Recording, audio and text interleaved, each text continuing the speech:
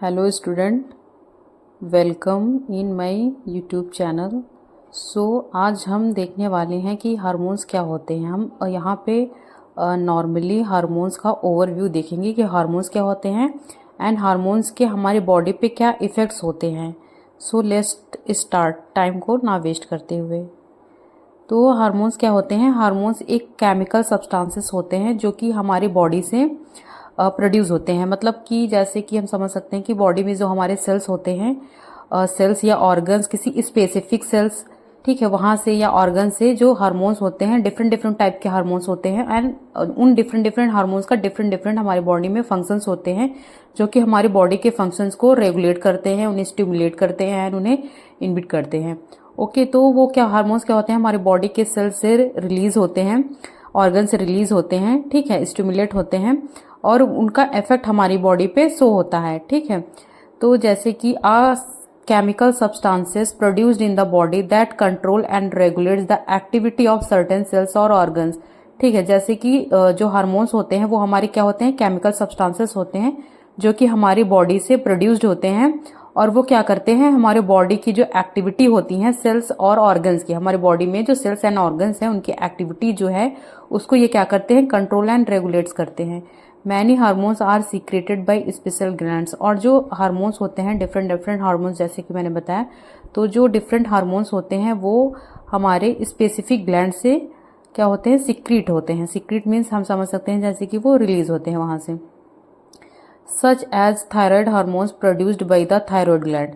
For example, जैसे कि हम देख सकते हैं कि जो हमारे थायराइड हार्मोन्स होते हैं वो हमारे थायराइड ग्लैंड से रिलीज होते हैं, स्टिमुलेट होते हैं, ठीक है। थायराइड ग्लैंड हमारी कहाँ पे प्रेजेंट होती है? हमारे नेक के पास में प्रेजेंट होती है, वो बटरफ्लाई शेप में होती है, वहीं से हमारे थायराइड ग्लैंड से थायराइड हार्मोन्स रिलीज होते हैं। Okay, hormones are essential for every activity of life including the process of digestion, metabolism, growth, reproduction and mood controls, ठीक है। हार्मोन्स जो होते हैं वो हमारी बॉडी के जो हमारी डेली लाइफ के एक्टिविटी हैं उनमें इनका इसेंशियल फंक्शंस होता है। जैसे कि फॉर एग्जांपल आप देख लीजिए, डाइजेशन में इनका वर्क होता है, रोल होता है, मेटाबॉलिज्म होता है, मेटाबॉलिज्म में इनका रोल होता है, ग्रोथ, जैसे हमारे बॉडी में ग्रोथ होती है उसमें इनका इसेंशियल रोल होता है, एंड रिप्रोडक्शन में एंड मूड कंट्रोल्स में, ठीक है।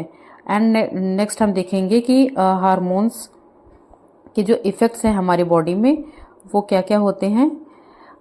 फर्स्ट है हमारा स्टिमुलेशन ऑन और इनहिबिशन ऑफ ग्रोथ, ठीक है। स्टिमुलेशन और इनहिबिशन ऑफ ग्रोथ, जैसे कि हमारी ग्रोथ होती है हमारी बॉडी की, ठीक है, तो उसमें ये क्या करते हैं? स्टिमुलेशन इनका होता है। स्टिमुलेशन मतलब वहाँ से ये रिलीज होते हैं, फिर हमारी बॉडी के देन ग्रोथ होती है, उसके बाद ये क्या करते हैं और उसके जो रिलीज भी होते हैं तो उनको इनहिबिट भी करते हैं। अगर ज़्यादा रिलीज हो जाएगी तो हमारी बॉडी में क्या होता है कि इसके अदर साइड इफेक्ट्स भी दिख सकते हैं, ठीक है। तो ये टाइम टाइम पर रिलीज भी होते हैं और इनहिबिशन भी होता है रहता है इनका। नेक्स्ट हमारा वेक स्लीप साइकिल, ठीक है, जो हमारा वेक स्लीप साइकिल होता है, सोने और जागने का साइकिल, ठीक है, उनमें भी इनका एसेंशियल रोल होता है, फंक्शन होता है।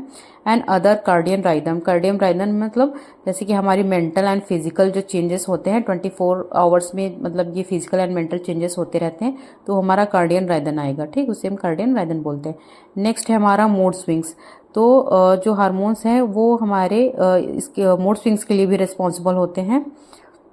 मूड स्विंग जैसे कि किसी क्या पर्सन, हर पर्सन का मूड स्विंग्स होते रहते हैं, चेंज होते हैं, कभी एंग्री है, कभी हैप्पी है, कभी अनहैप्पी है, ठीक है, तो वो हमारे क्या है? मूड स्विंग्स हैं। नेक्स्ट है हमारा इंडक्शन और सप्रेशन ऑफ एपोप्टोसिस, ठीक है। इंडक्शन मतलब वहाँ से स्टार्टिंग, इंडक्शन में हम समझ सकते हैं स्टार्टिंग, और सप्रेशन मतलब रोकना उसे, ठीक है, स्टॉप करना, ऑफ एपोप्टोसिस। एपोप्टोसिस जो हमारा प्रोग्राम सेल डेथ, ठीक है, जैसे कि सेल डेथ होता है, ठीक है, जैसे कि 24 आवर्स बाद ह्यूमन सेल का डेथ होता है, ठीक है। पहले वो हम चेक करते हैं, फेज हमारा होता है, ठीक है, सेल साइकिल में फेज होता है हमारा, तो उसमें हम देखते हैं अगर हमारी सेल डेथ होने वाली होती तब वो सेल डेथ होती है, अदरवाइज वो जी नॉट फेज में चली जाती है, ठीक है। तो इसका रोल होता है हमारा एपोप्टोसिस में।